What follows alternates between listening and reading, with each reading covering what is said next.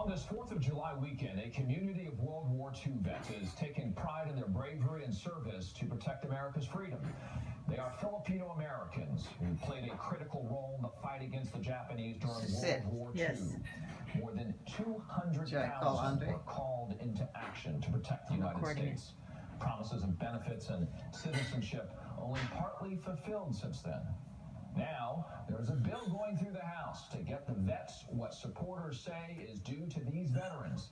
The Congressional Gold Medal, the highest civilian honor. A group of the famed Tuskegee Airmen received the very same recognition in 2007, something the African American community applauded.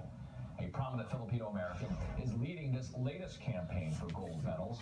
He is retired Major General Tony Taguba. And thank you so much for joining us, Major General. Help us understand this. How much of a difference did Filipino Americans play in World War II? First of all, Richard, thanks very much for inviting me to your program.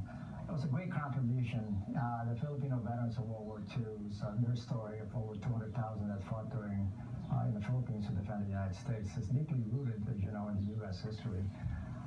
And for the past 70 years, after the passing of the Rescission Act in 1946 that deprived them of their citizenship and also their benefits, had played a large concentration of getting our community to elevate this for their recognition, since most of them are passing away today.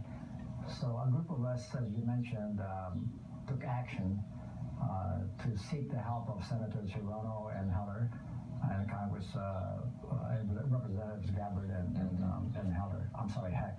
Right. To get us through this passage, which is forthcoming, we hope, to get through them so they can be recognized by our country.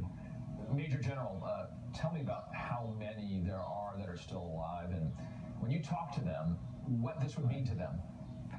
Well, we think there's between 15,000 to 16,000 remaining today from the original 260,000. And when we talk to them, one in particular asked me last month, before he passed away, of how much longer do they have to wait. That question has resonated with our community, that it would take them over 3/4 of a century to wait for a country to give them the recognition that they richly deserve.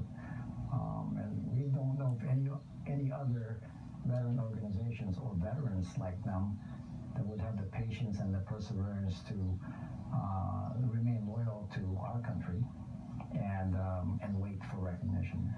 Major General, we think of the armed forces, we think of service to our country, but somehow we don't put Filipino Americans into that same bucket of the veterans that we often talk about. What don't we know, or what should we know about Filipino Americans over the decades serving in armed services? You know, for one thing, they have never wavered on their loyalty and devotion to duty since they were ordered to defend our country in July 1941.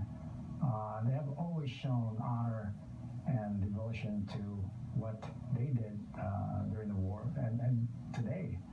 And it's hard to fathom that they would have to wait and to petition. So we believe that it's our turn, the second and third generation, to help them tell their stories to our country, because this is rich in American history, as I mentioned. It's also educational, that we need to preserve for the future generations to come. Talking about American history, you are history making as a Major General and being Filipino American.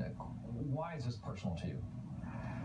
Well, my father was captured in Bataan and escaped after the third day, as he told me, out to my family, and then later fought as a guerrilla.